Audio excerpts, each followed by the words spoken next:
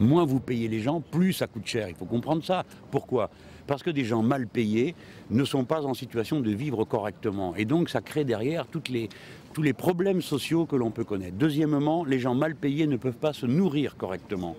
Parce que pour qu'on ait une agriculture paysanne qui nous livre les produits de bonne qualité dont nous avons besoin, il faut qu'on la paye plus cher. Si vous payez plus cher les paysans, il faut que les ouvriers soient payés plus cher.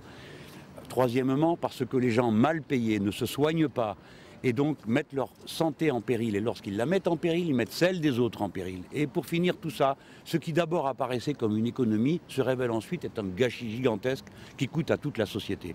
Il n'y a pas de raison que les gens qui travaillent ici soient payés moins qu'ailleurs dans notre pays. Vous voyez l'importance de l'unité et de l'indivisibilité de la loi, et notamment de la loi sociale. Bon, le SMIC est le même partout en France, hein. Il est d'ailleurs totalement insuffisant, parce que vous savez que le Front de gauche demande son augmentation extrêmement substantielle.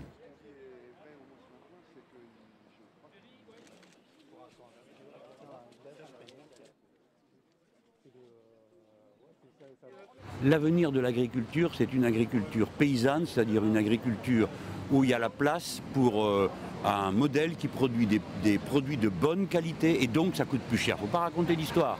Ça coûte plus cher, donc il faut payer les ouvriers plus cher pour qu'ils puissent consommer et faire vivre une paysannerie mieux rétribuée. Parce que sinon on n'y arrivera pas. La technique, on la connaît. Faire de l'agriculture bio, c'est pas très compliqué. Mais pourquoi n'en fait-on pas davantage? Parce qu'on ne peut pas en vivre. Voilà. Et surtout, on a à nouveau là aujourd'hui une perversion qui intervient dans le modèle de l'agriculture bio, c'est qu'on commence à avoir aussi beaucoup de produits importés. Enfin, c'est une histoire de fou.